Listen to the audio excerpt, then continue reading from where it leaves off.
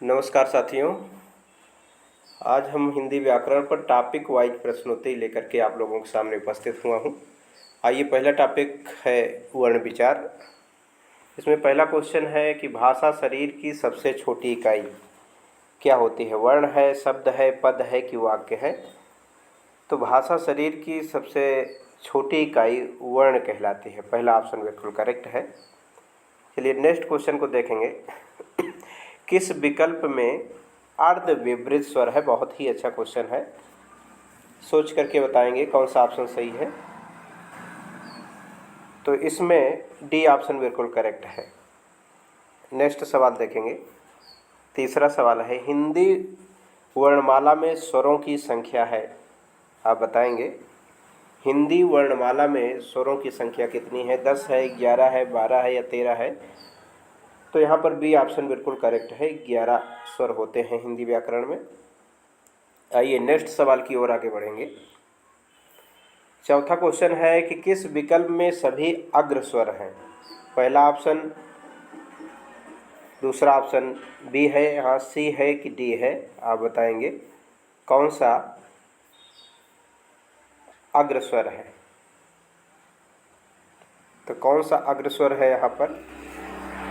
तो तीसरे का बी ऑप्शन बिल्कुल सही है। नेक्स्ट सवाल देखेंगे।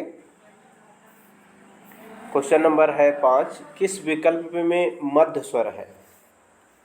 बताएंगे किस विकल्प में मध्य स्वर है। पांचवा क्वेश्चन आप देख रहे हैं, इसमें मध्य स्वर पहला ऑप्शन सही है। ह्रस्व आ को कहते हैं मध्य स्वर। छठा क्वेश्चन है, निम्नलिखित में से आवृत्त मुखी स्वर नहीं है। नहीं कह रहा है, निम्नलिखित में से आवृत्त मुखी स्वर नहीं है। सभी ऑप्शन देख करके बताएंगे। तो छठा क्वेश्चन का सही आंसर है आ, यानी कि पहला ऑप्शन इसमें बिल्कुल करेक्ट ऑप्शन है। नेक्स्ट सवाल की ओर चलेंगे। मुख में जिह्वा की स्थिति के आधार पर स्वरों के भेद बताएंगे। क्वेश्चन बहुत अच्छा है। मुख में जिह्वा की स्थिति के आधार पर स्वरों के भेद कितने हैं? तो इसमें दूसरा ऑप्शन बिल्कुल करेक्ट है, 3 है। मुख में जिह्वा की स्थिति के आधार पर स्वरों के भेद कौन कौन से हैं? यदि तो पश्चस्वर, मध्यस्वर और अग्रस्वर, यानी कि 3 भेद होते हैं इसके। नेक्स्ट क्वेश्चन, 8वां क्वेश्चन है, वे वर्ण जिनके उच्चारण में हवा फेफड़ों से उठकर मुंह से बिना किसी बाधा के निरंतर रूप से बाहर निकल जाती है कहलाते हैं। तो बताएंगे क्या कहलाते हैं? स्वर कहलाते हैं, व्यंजन, अनुस्वार या विसर्ग? तो बिल्कुल सही ऑप्शन इसका पहला है, स्वर कहलाते हैं। नेक्स्ट क्वेश्चन देखेंगे। 9वां क्वेश्चन है, निम्नलिखित में से किस स्वर का प्रयोग केवल तत्सम शब्दों में होता है? ध्यान रखेंगे, बहुत अच्छा क्वेश्चन है ये, कि निम्नलिखित में से किस स्वर का प्रयोग केवल तत्सम शब्दों में किया जाता है?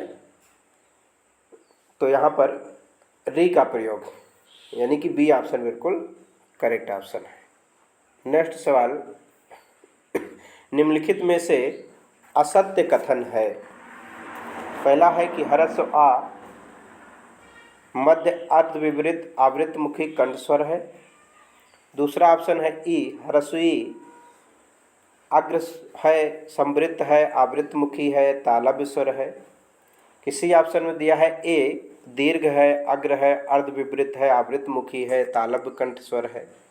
डी ऑप्शन में दिया है ओ, दीर्घ है, अर्ध संवृत्त है, वृत्तमुखी है, कंठोष्ठ है, स्वर है। ध्यान रखेंगे, इसमें पूछ रहा असत्य की बात कर रहा है, गौर करेंगे। इसमें बिल्कुल सही है, सी ऑप्शन बिल्कुल करेक्ट है यहाँ पर। तो इस तरह से आप 10 सवाल की श्रृंखला आप देखे हैं। इसी तरह से छोटी छोटी श्रृंखलाएँ आपको देखने को मिलेगी। बहुत बहुत धन्यवाद।